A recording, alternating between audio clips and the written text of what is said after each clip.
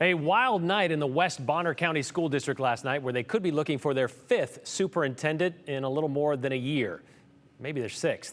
In March of 2022, the superintendent who'd served for 8 years decided to take the same job in Kamei.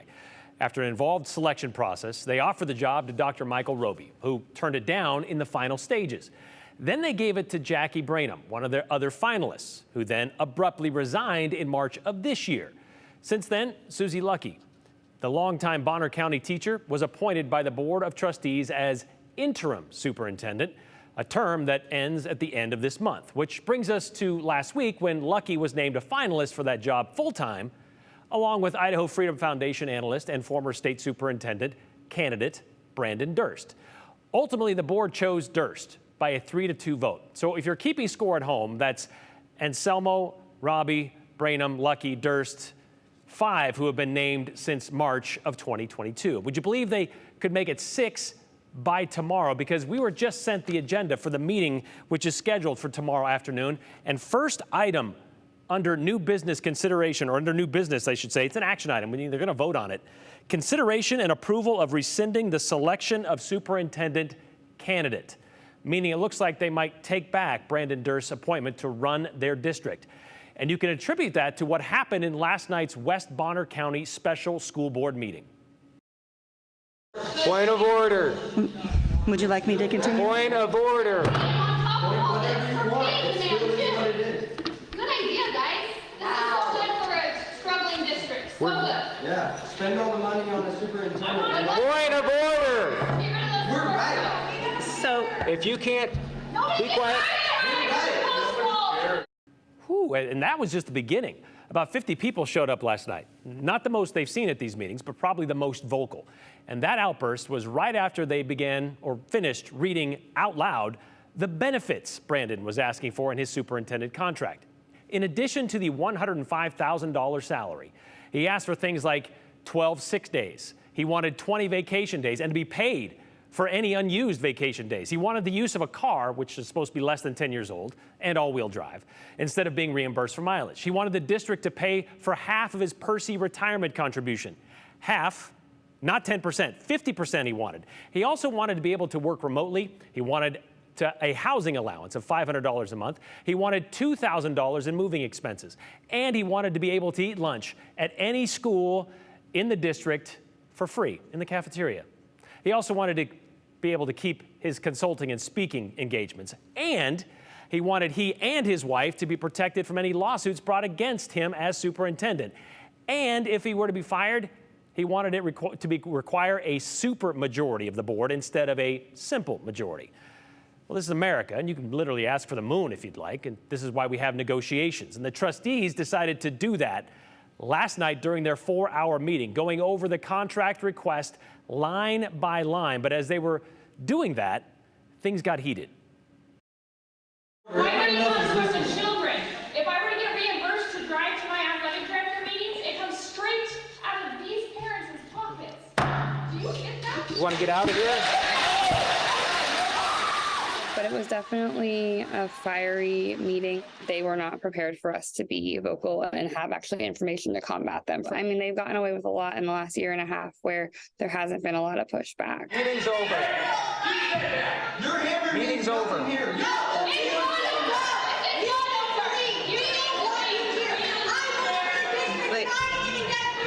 Meeting's over. We're done.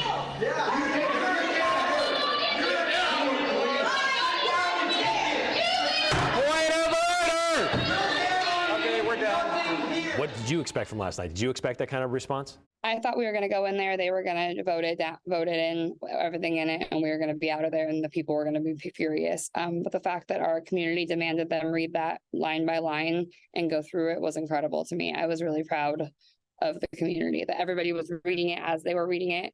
If they said a word differently, they were calling them out, which is what we've needed for 2 years. And that was only 12 minutes into the meeting when that fracas took off. Whitney said it stayed pretty much that intense the whole night, with audience members, as you heard, complaining about how the district's budget is already tight. And it wasn't even open for discussion. It wasn't supposed to be a back and forth between the people on the dais and the people in the audience. How can we consider a 6-figure salary was the question they were asking with all these other benefits? But they did consider it. for like 4 hours, with 2 of the trustees who last week voted for Durst just getting up and walking out at about the 3-hour mark. I'll see you later. So Troy's off the board, is that what we're seeing right now? I've just about had enough. Okay? That the board managed to run a red pen through Durst's contract addendum. And here's how that new contract ended up at the end of the night. They reduced his vacation days from 20 to 15. They struck the request of a car. They will pay mileage instead, like they always have. They struck the half of the Percy contribution, striking the work remotely part. They strike the $500 monthly housing allowance, and they got rid of the moving expenses as well. Forget about the free meals at schools. Nope, teachers are going to pay for those, or always pay for those, so he should as well. They also got rid of the part asking for his wife to be covered by legal counsel and the part where termination would require a supermajority. One of the requirements for Durst to get this district job, though, or any superintendent job in Idaho, he has to have 4 years of full-time certificated experience working with students while under contract with an accredited school, meaning he's got to have a certificate to do it, which Durst doesn't have. However, one of the conditions for Durst to get this job, and according to the board chair, he's supposed to apply for an emergency provisional certificate with the State Board of Education. But to get that provisional certificate, Idaho law requires no less than 2 years of college training as a teacher. And they have to have a current Idaho certificate. It has to be current, which Durst also doesn't appear to have. He does have a degree in political science, a master's in public administration from Boise State, but no training or experience with an accredited school. So even that provisional certificate seems to be kind of up in the air. Oh, and get this. Last October, while Durst was running for state superintendent, the chair of Boise State's College of Education, where Durst got his master's degree, she wrote a letter to whom it may concern, concerning Durst's qualifications for the job. A letter several hundred of the West Bonner County School District parents emailed to the board, which the chair claimed he didn't know about until after he voted for Durst as his new superintendent. This letter seeks to clarify why Boise State University's Executive Educational Leadership Program is not able to offer an institutional recommendation to Brandon Durst for certification as an Idaho administrator or superintendent. Not able to offer an institutional recommendation to Brandon Durst for certification as an Idaho administrator or superintendent. Pretty plain. Mostly because of that 4-year full-time certification requirement. Okay, so what about the salary? Back in May, Mr. Durst took to Twitter to say this: at no time in Idaho history have school districts had access to more money, from tens of millions in federal COVID funds to a new infusion of over $450 million in new state support. Districts are swimming in cash. Asking patrons who are drowning in property tax bills to fork over more of their hard-earned money is both unnecessary and, in some cases, unethical. He was talking about school bonds and levies being voted on last May. But that could also apply to his contract requests, and explain why he asked for that 6-figure salary and all the addendums. Districts are swimming in cash, he said. By the way, that teacher we spoke with, Whitney Ehrman, she's losing her job this year because her salary was tied to the levy that did not pass in West Bonner County. $105,000 for a superintendent who oversees a district of just about 1,000 students. For some perspective, the superintendent of the West Ada School District, which has about 40,000 students, that'd be Derek Bubb, he makes $210,000 a year. But 6 figures isn't unheard of in Idaho, even in districts comparable to West Bonner County. So maybe Bubb is just underpaid. We did try to speak with one of those trustees today, and Brandon Durst. Both messages went unanswered. But it does look like now, at least the answer those vocal parents and teachers are hoping for during last night's board meeting, that Brandon Durst will not be the next superintendent of West Bonner County School District, well, that answer could come at tomorrow, 4:30. All right, as we mentioned while sharing with you the story of Artisans for Hope, the refugee organization who was flooded out of their art studio and gift shop during last week's deluge in downtown Boise. Well, Saturday, the city is celebrating the World Refugee Day on the Grove Plaza.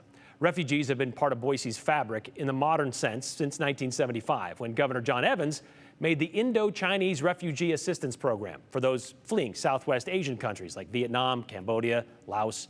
Since then, Boise has welcomed more than 30,000 refugees from all over the world. Just since April of this year, nearly 600 have arrived from 15 different countries, the majority of them coming from the Democratic Republic of Congo, Ukraine, Afghanistan, those kind of places. And they are resettled here in Boise or in Twin Falls. In fact, Boise has gained the reputation of being the largest resettlement of refugees and asylum seekers per capita in the country. Aliza Shabire is one of those Kongan refugees in Boise. She arrived in May of 2020 after trying for 4 years.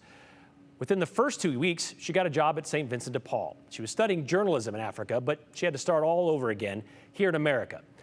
Now she has an associate's degree in psychology from the College of Western Idaho, and she said she hopes to become a counselor so she can help others with a similar story.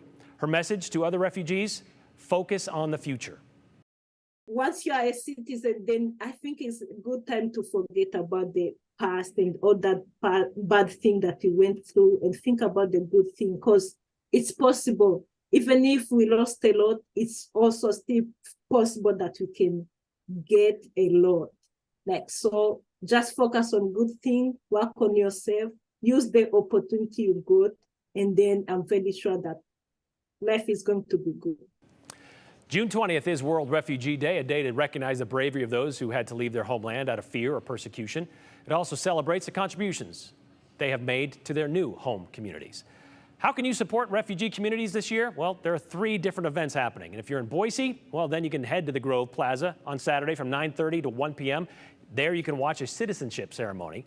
That happens at 11, where refugees will gain their citizenship, be sworn in as Americans after completing an exam and living in the country for 5 years. There's going to be food from all over the world, musical performances, and items that you can buy and support people like Artisans for Hope. If you're in Twin Falls, the Magic Valley Refugee Day celebration is this Friday at Twin Falls City Park. It starts at 6. There are going to be musical performances there as well, and people cooking food, giving away for free as a thank you. Want to celebrate World Refugee Day on the actual day, June 20th? Well, just head to the Boise Library, Hillcrest, from 5:30 to 8 at night. There's going to be some storytelling and more food, of course, there. And Aliza says she can't wait to dance this weekend at Boise's celebration.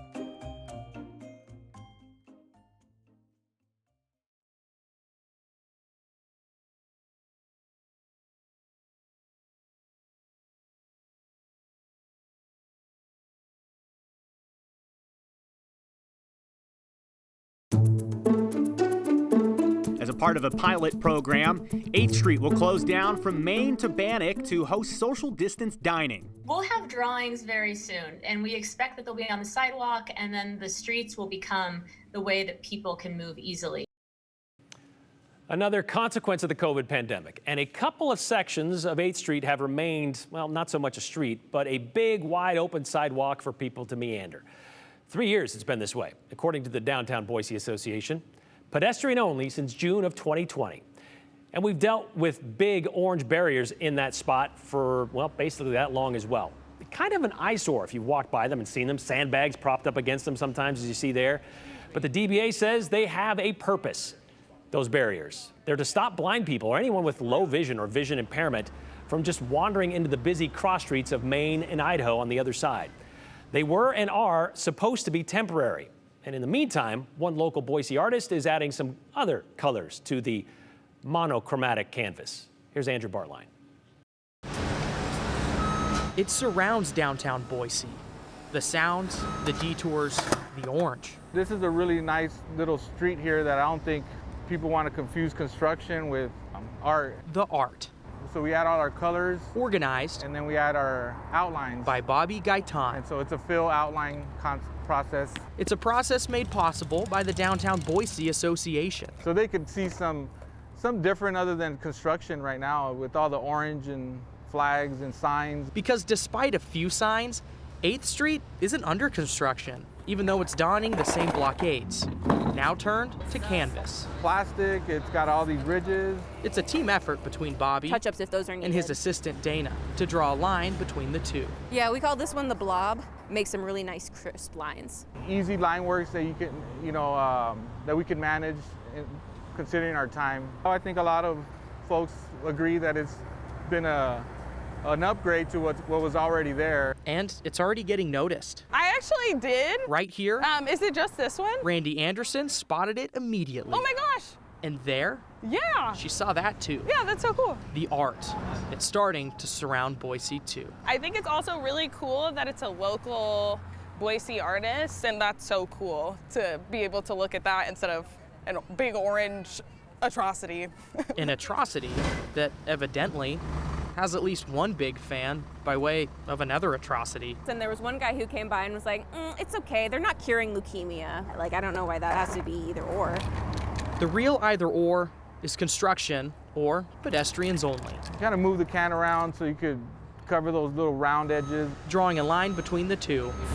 It's a very challenging canvas for sure. Showing that maybe surrounding 8th, there's something in the orange. It's welcoming. A lot of times people come to a city and they see the art, and if they can connect to the city, they feel comfortable and they feel welcomed, and I think that's a good way to look at it.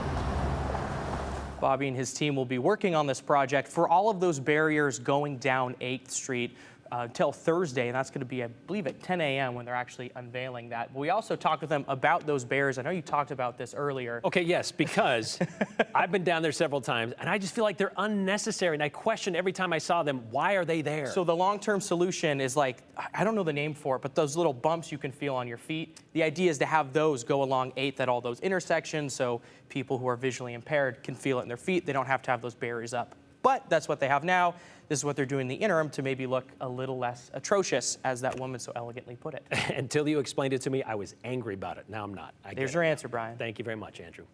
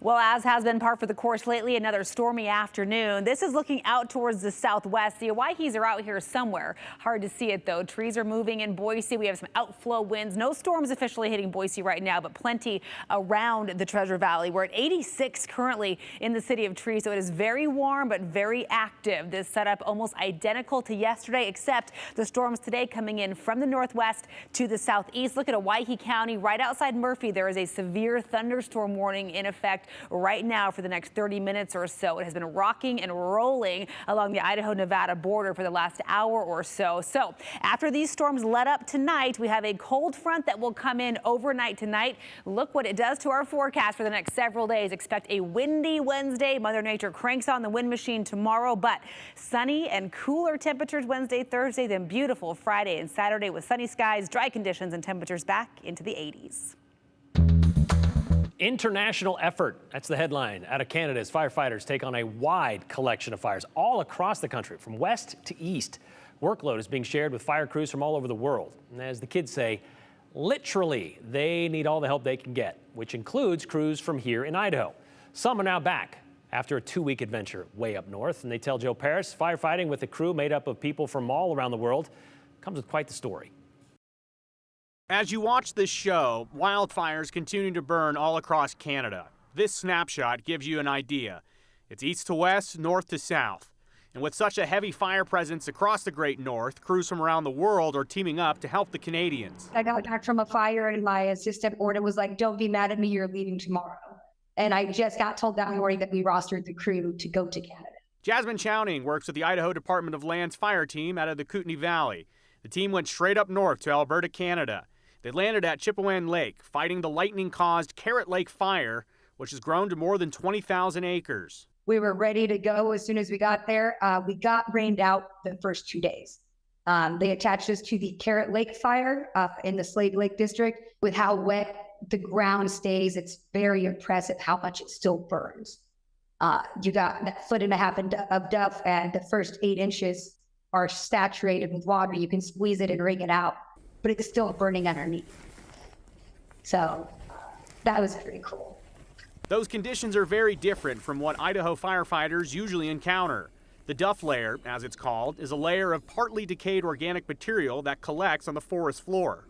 It feels like you're walking on clouds, like pillows. I mean, super springy, a lot of mud. Your boots get caked up really fast. There's a lot of good play out there.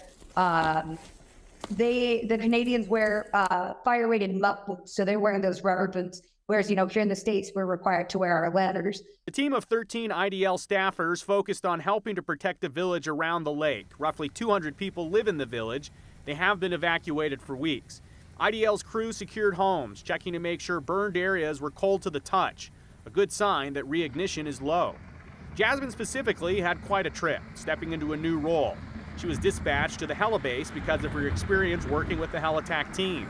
Long story short, she ended up as the helibase manager, where she was in charge of coordinating 15 different aircraft. Chowning calculated plans for people, equipment, and water drops. Tying in with those locals, then getting an Australian IMT team as well as a Tasmanian hand crew came over with the Aussie team. So we went from learning the Canadian ways of doing things to learning the Australian ways of doing things. And learning all that different verbiage in a 14-day period. They call it guard, we call it line. They call it jewelry, we call it appliances, trying to figure out what we needed to order. The work and the conditions are tough as firefighters continue to work across Canada. There is a silver lining that Jasmine has found.